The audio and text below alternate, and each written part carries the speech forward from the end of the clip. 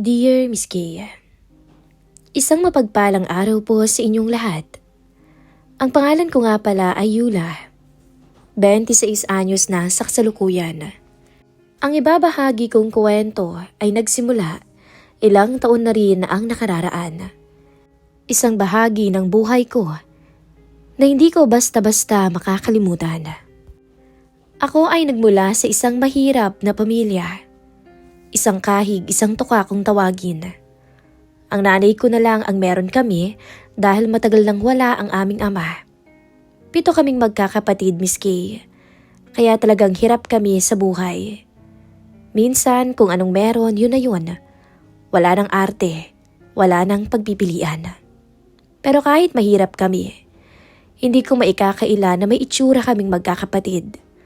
Mapuputi kami, magaganda ang muka, kahit wala naman kaming ginagamit na kung ano-ano sa katawan.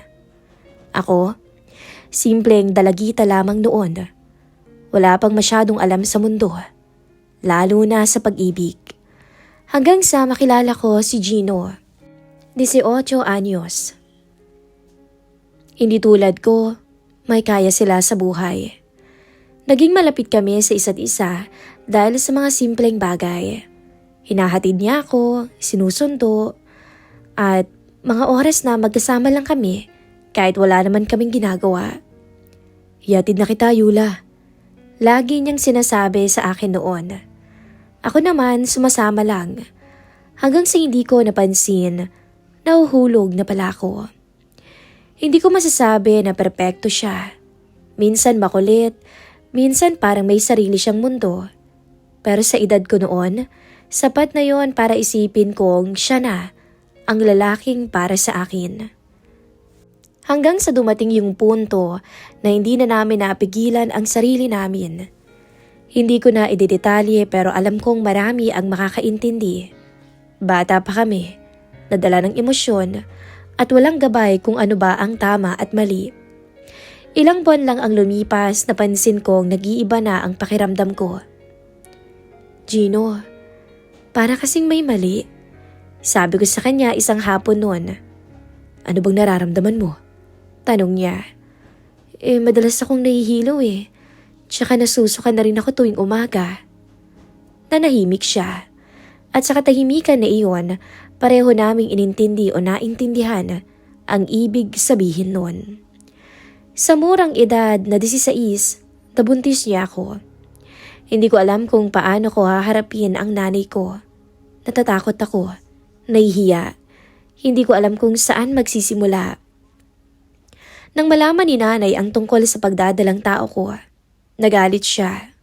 Sa huli, napilitan akong tumira kay Gino at doon ko nakilala ang tiyuhin niya, si Alberto. 41 years old na siya nung time na yon, pero binata pa rin kahit may edad na. May itsura to, moreno, matangkad, maganda rin ang pangangatawan. May kaya sa buhay at siya ang tumayong magulang ni Gino mula pagkabata. Isa siyang supervisor noon. Hindi ko na lang sasabihin kung saan. Dito ka na muna, iha. Huwag ka mag-alala. Sabi niya sa akin nung unang araw ko sa bahay nila. Salamat po, tito. Mahina akong sabi dito. Tumango lang siya. Sa unang tingin maayos ang lahat. Wala naman akong naging problema. Si Gino kahit papaano, sinusubukan na maging responsable. Sinasamahan niya ako minsan sa check-up. Kinakausap ako kapag may oras siya. Pero ramdam ko na hindi pa siya handa sa ganung sitwasyon. Parehas kaming hindi pa handa. Pero nandito na eh. Wala na kaming magagawa pa. Si Tito Alberto naman, hindi madaldal. Pero sa simpleng paraan niya, mararamdaman mo ang pag-aalaga. Isang gabi, habang kumakain kami, bigla niya akong tinanong. Ilang taon ka na ulit, Yula? 16 po, tito. Sagot ko. Napabuntong hininga siya. Ang bata mo pa. Wala akong naisagot noon.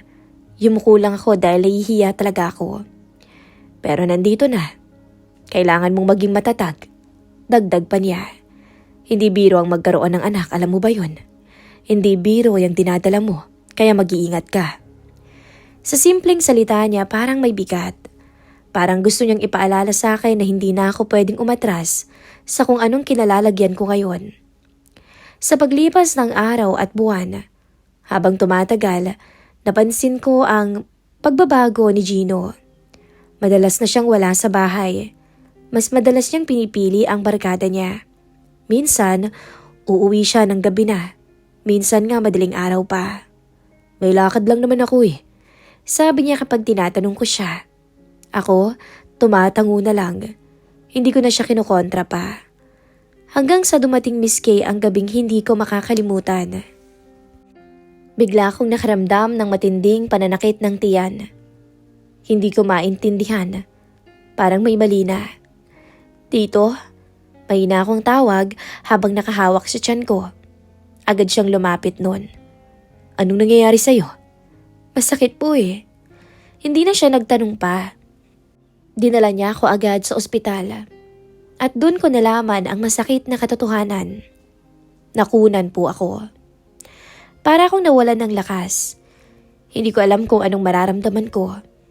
Kahit bata pa ako noon, ramdam ko yung bigat ng pagkawala. Umiyak ako ng tahimik. Pagbalik namin sa bahay, walang nagsasalita. Si Gino parang umiiwas. Hindi ko alam kung nahihiya siya o wala lang talaga siyang alam kung paano haharapin ang nangyari. Pero si Tito Alberto, nanatili siya sa tabi ko. Sige na, Yula, magpahinga ka na muna. Huwag mong pilitin ang sarili mo kung hindi mo pa kaya. Sabi niya. Sa mga sumunod na araw, siya ang nag-asikaso sa akin. Siya ang nagtitiyak na nakakain na ako, kung maayos ang pakiramdam ko. Doon ko naramdaman ang isang bagay na matagal ko nang hinahanap-hanap. Yung pakiramdam ng isang lalaking tunay na mag-aalaga. Lumipas ang mga buwan, unti-unti akong bumangon. Isang gabi, kinausap niya ako. Yula, gusto mo pa bang mag-aral? Napatingin ako sa kanya. Po? Opo. Pero parang hindi na po pwede. Pwede pa. Kung gusto mo, tutulungan kita. Sagot niya. Hindi ako makapaniwala noon. At huwag kang mag-alala. Ako na bahala. Dagdag pa niya. Doon nagsimula ang bagong yugto ng buhay ko. Nakapagtapos ako ng high school at kalaunan nga nag-college ako. Lahat dahil sa suporta ni Tito Alberto. Samantalang si Gino, mas lalo siyang nalayo. Mas pinili niya ang barkada kaysa sa responsibilidad. At sa bawat araw na lumilipas, mas lalo kong nakilala noon si Alberto. Hindi naman siya malambing na lalaki. Pero sa tahimik niyang paraan, nararamdaman mo ang pagmamalasakit niya. Hanggang sa isang gabi, habang magkasama kami sa sala, napansin niyang tahimik ako. May iniisip ka? Tanong niya. Umiling ako. Yula, huwag mong sarilinin ang lahat ng problema. Napatingin ako sa kanya. At nung mga sandaling yun, Miss Kay, doon ako unang nakaramdam ng kakaiba. Isang damdaming hindi ko dapat maramdaman para sa tiyuhin ni Gino. Hindi ko alam kung saan ako dadalhin ang nararamdaman na iyon. Pero sigurado ako sa isang bagay noon. Doon nagsimula ang kwentong hindi ko inaasahang mangyayari sa buhay ko. Noong mga panahong iyon, mabilis lumipas ang mga taon. Maraming pagsubok. Noong mga panahong iyon, nasa 3 taon na ako sa kolehiyo. Education ang kursong kinuha ko, Miss Kay. Pangarap kong maging guro balang araw. Hindi naging madali ang lahat. Kahit na may sumusuporta sa akin, kailangan ko pa ring magsikap. May mga araw na kulang sa tulog. May mga gabing umiiyak talaga ako dahil sa pagod. Pero kinakaya ko. Dahil alam ko kung saan ako nanggaling. Si Gino, unti-unti rin namang nagbago, kahit papaano. Pinilit niyang magtrabaho, pero sa ibang lugar. Hindi man siya nakapagtapos, gusto niyang patunayan na kayang tumayo sa sarili niyang paa. Sabay sana kaming magkokolehiyo noon ni Gino. Pero hindi na siya pinilit ni Tito Alberto nung sinabi niyang ayaw niya nang mag-aral pa. At dahil nagtatrabaho na siya sa ibang lugar noon, bibihira na siyang umuwi. Minsan 1 buwan bago kami magkita ulit. At sa tuwing uuwi naman siya, para bang may distansya na sa pagitan naming dalawa. Kumusta ka na? Simpleng tanong niya. Ayos lang, sasagot ko na para bang magkaibigan lang kami. Hanggang doon na lang, wala na yung lalim, wala na yung dating init. Sa totoo lang, para bang nawala na yung dating kami. At sa pagkawala na iyon, may ibang bagay na unti-unting pumalit. Si Tito Alberto. Sa mga taon na magkasama kami sa iisang bahay, siya ang naging sandigan ko. Hindi niya ako pinabayaan. Sa pag-aaral, sa pang-araw-araw na pangangailangan, at sa mga panang pakiramdam ko, wala na akong kakampi. Hindi siya malambing, hindi siya mapagbiro. Pero sa bawat simpleng bagay, sa paghahanda niya ng pagkain, sa paghihintay sa akin pag-uwi, sa tahimik na pakikinig, doon ko naramdaman ang halaga ko bilang babae. At doon na rin nagsimula na lumabas ang damdaming matagal ko nang tinatago. Hindi ko agad inamin sa sarili ko. Ilang beses ko ring pinigilan. Ilang beses ko ring sinabi sa sarili ko na mali. Pero sa bawat araw na lumilipas, mas lalo tong lumalalim. Hanggang sa dumating Miss K ang gabing hindi ko makakalimutan. Mag-isa lang ako sa bahay noon. Katatapos ko lang mag-review para sa exam kinabukasan. Bandang gabi noon, narinig ko ang pagbukas ng gate. Pagtingin ko sa labas, nakita ko si Tito Alberto. Medyo hirap siyang maglakad. Tito, lumapit ako kaagad sa kanya. Ayos lang po ba kayo? Hindi siya agad nakasagot. At namoy kong amoy alak siya. Okay lang, Yula, naparami lang ng inom. Mahina niyang sagot. Hindi ko siya madalas nakikitang umiinom, kaya medyo nag-alala talaga ako noon. Inalalayan ko siya papasok. Dinala ko siya sa sala at pinaupo. Sandali lang ho, kukuha ko ng tubig. Sabi ko. Tumango lang siya. Pagbalik ko, nakayuko siya. Ibang araw niya nung gabing yun. Para bang may iniisip at parang may malaking dinadala. Uminom po muna kayo ng malamig na tubig. Sabi ko habang inaabot ang baso. Pero hinawakan niyang kamay ko sandali. Doon ako napatingin sa kanya. Hindi ko alam kung dahil sa alak o sa matagal na naming pinipigilang nararamdaman, pero iba ang tingin niya sa akin nung gabing yon. Yula. Mahina niyang tawag. Po? Salamat sa lahat. Ako dapat ang magpasalamat sa inyo, Tito.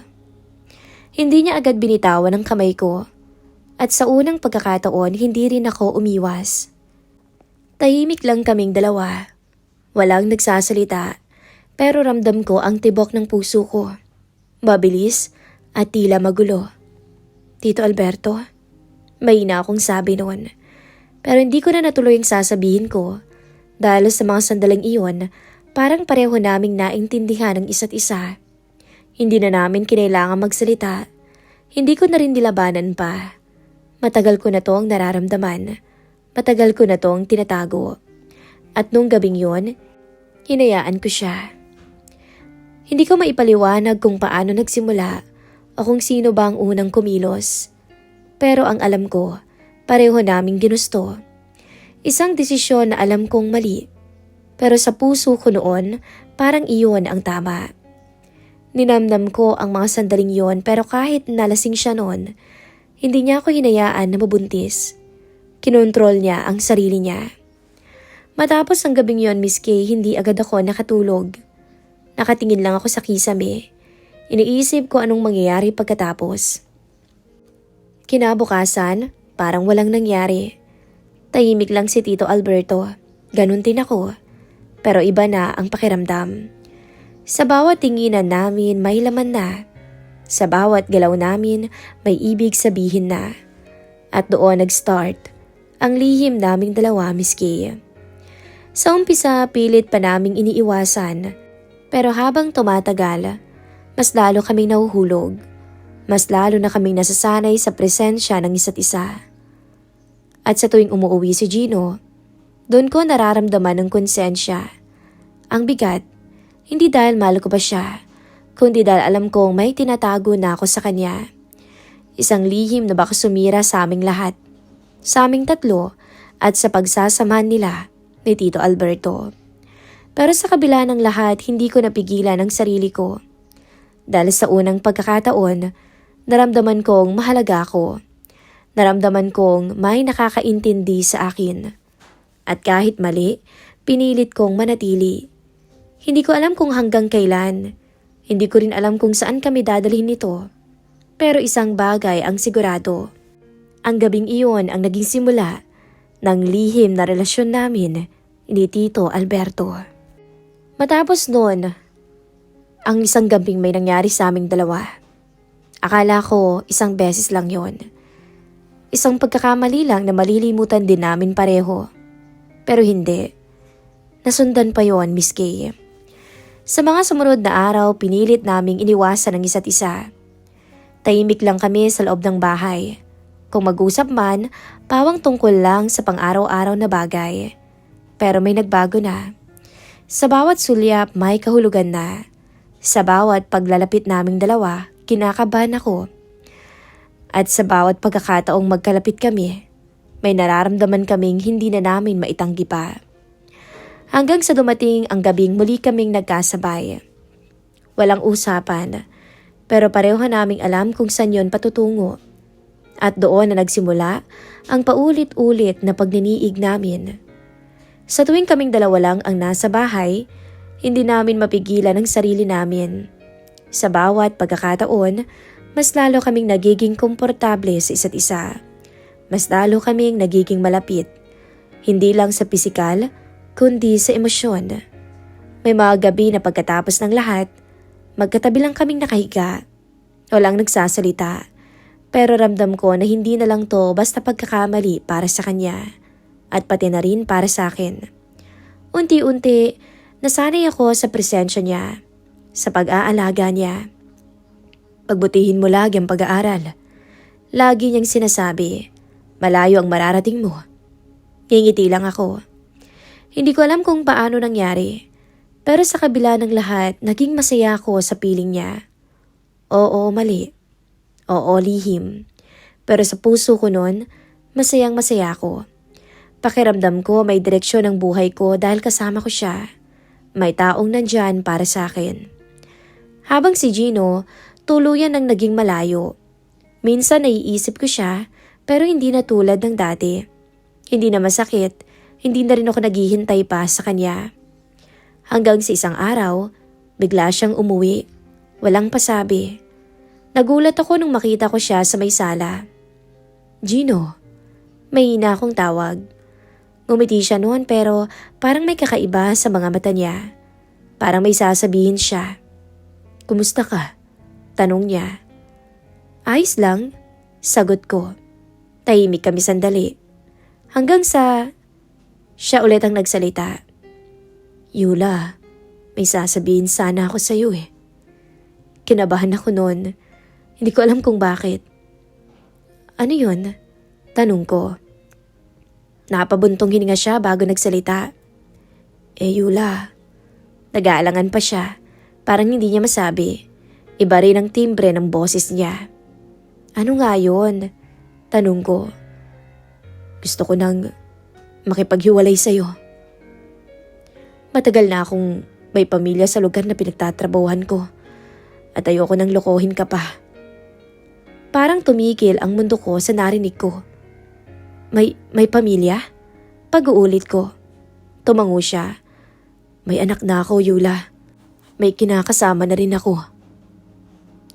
Hindi ko alam kung anong mararamdaman ko ng mga sandaling yon. Dapat ba akong magalit? Masaktan? Umiyak? Pero sa halip, wala. Tahimik lang ako. At hindi ko rin maintindihan kung bakit. Siguro dahil matagal ko nang nararamdaman na wala na talaga kami. Siguro dahil may sarili na rin akong tinatago. Lumapit siya sa akin. At ayoko rin magsinungaling sa'yo. Sabi niya. Kaya sinabi ko na sa'yo ang totoo. Tumingin lang ako sa kanya. At sa hindi ko maipaliwanag na dahilan, niyakap ko siya noon. Mahigpit. Hindi dahil mahal ko pa siya, kundi dahil sa lahat ng pinagdaanan namin. Doon ako nagpasalamat. Salamat. Mahina akong sabi. Nagulat siya. Hindi ka galit, Yula? Umiling ako. Hindi. Sagot ko. Tahimik ulit kami. Hanggang sa ako naman ang nagsalita. Gino, may sasabihin din ako sa'yo. May mahal na rin akong iba. Kita ko ang gulat sa mukha niya. Talaga? Tanong niya. Tumango ako. Sino? O sisa niya. Sandali akong natahimik. Hindi ko naman kayang sabihin. Hindi ko kayang aminin na ang taong iyon ay nasa iisang bahay lang namin. Kaya ngumiti lang ako ng bahagya. Basta meron na din. Hindi na siya nagtanong pa. Siguro naintindihan na rin niya. Sa huli, nag-usap pa kami ng maayos. Walang sisihan. Parang dalawang taong nagkita ulit matapos ang mahabang panahon at tinanggap na lang na iba na ang takbo ng kanilang mga buhay. Gusto ko lang na maging masaya ka, sabi niya pa sa akin. Ikaw din, sagot ko. At doon kami nagkasundo na magiging masaya na lang sa kanya-kanyang buhay. Kinabukasan, umalis na siya. Bumalik na sa trabaho niya, sa pamilya niya. At tuluyan ang nawala sa araw-araw kong buhay. Habang ako naman, bumalik sa dati. Sa bahay, sa pag-aaral, at kay Alberto. Hindi nagbago ang lahat sa amin. Kung tutuusin, mas lalo pa kaming naging malapit. Wala nang hadlang. Wala na ang takot na baka biglang umuwi si Gino. Mas naging malaya kami. Mas naging totoo. Pero kasabay noon, mas lalo ring lumalim ang relasyon namin. Sa mga panahong yon, pinili ko na munang huwag isipin ang bukas. Pinili kong maging masaya sa kung anong meron kami. Kahit alam kong darating ang araw, kailangan kong harapin ang lahat. At hindi ko alam kung magiging handa ba ako sa pagdating ng panahong yon. Lumipas ang mga buwan hanggang sa tuluyan kong natapos ang college. Hindi naging madali ang lahat. Maraming puyat at pagod akong napagdaanan at maraming beses na ginusto kong sumuko. Pero sa bawat pagkakataon na nanghihina ako, nandun si Alberto. Konting tiis na lang, malapit ka na, sinasabi niya palagi. At tama nga siya, dumating ang araw ng pagtatapos. Habang suot ko ang toga, hindi ko mapigilan ng mapaluha. Naalala ko ang lahat ng pinagdaanan ko. Kung saan ako nagsimula, kung gaano kahirap ang pinagdaanan ko, at kung paano ko nakarating sa puntong yun. Sa dami ng tao sa paligid, isang mukha lang ang hinanap ko. At nandun siya, nakatayo sa gilid, pero kitang-kita ang saya sa mga mata niya. Ngumiti ako. Para sa amin ang lahat ng yun. Para na rin sa pamilya ko. Pagkatapos ng graduation, nagkaroon kami ng seryosong usapan. Yula, sabi niya isang gabi habang magkatabi kami. Kailangan nating magdesisyon. Napatingin ako sa kanya. Alam mo kung anong ibig kong sabihin. Tumango ako. Alam ko, sa tagal ng relasyon namin, hindi na to basta lihim lang. Pero alam din namin na hindi ito basta-basta matatanggap ng ibang tao. Masyadong maraming magtatanong, masyadong maraming husga. Dahil ang alam nila, ang asawa ko, ang pamangkin niya. Kaya naman napagdesisyonan naming dalawa na lumayo.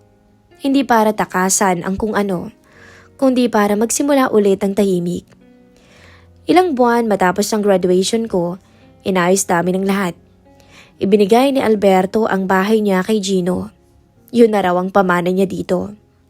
Doon na rin nanirahan ang pamilya ni Gino. Walang gulo, walang samaan ng loob. Tahimik lang ang lahat. At kami, umalis.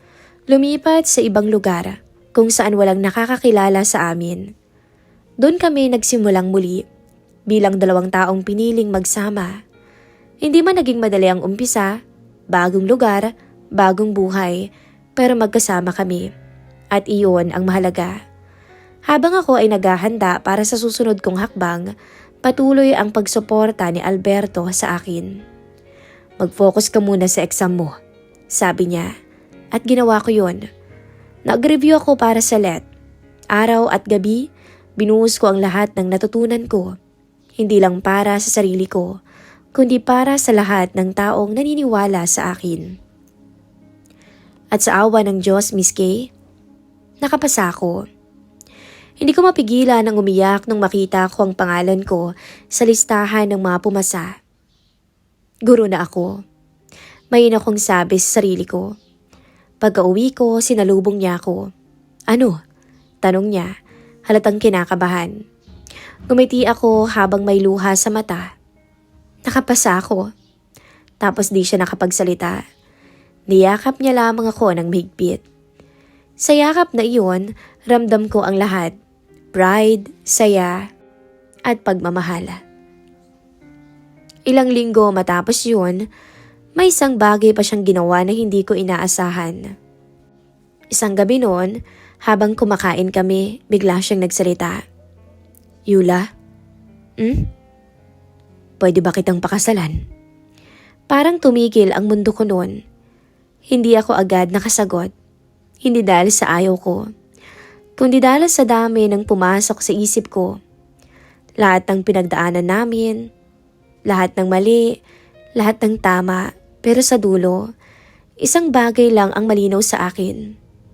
Mahal ko si Alberto.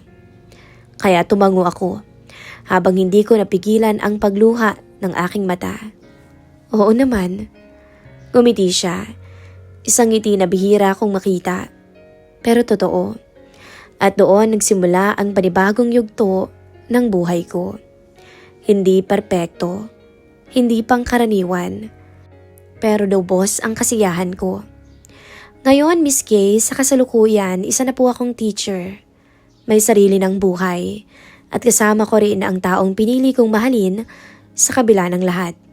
Sa awa ng Diyos, ngayong may trabaho na ako, natulungan ko na ang pamilya ko, ang nanay ko, ang mga kapatid ko. Ito po ang kwento ng buhay ko, Miss Kay. Ang kwento ng aking buhay pag-ibig na hindi ko inaasahang mangyayari. Hindi ko alam kung mauhusgan ba ako dito. Pero isang bagay sigurado ako. Minahal ko siya ng totoo at hanggang ngayon, hindi ko yon pinagsisisihan. Isa lamang ang lagi kong tinatandaan. Ibang magbiro, ang tadhana. Maraming salamat po Miss Kay sa pag-share po ng maiksing kwento ng aking buhay dito sa inyong channel. God bless and thank you so much.